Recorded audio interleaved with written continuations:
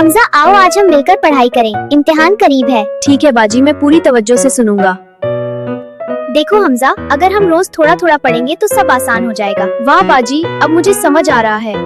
बाजी, ये सवाल मुझे बहुत मुश्किल लग रहा है। कोई बात नहीं हमजा, आओ मैं तुम्हें दोबारा समझाती हूँ, हम दोनों मिलकर इसे हल करेंगे।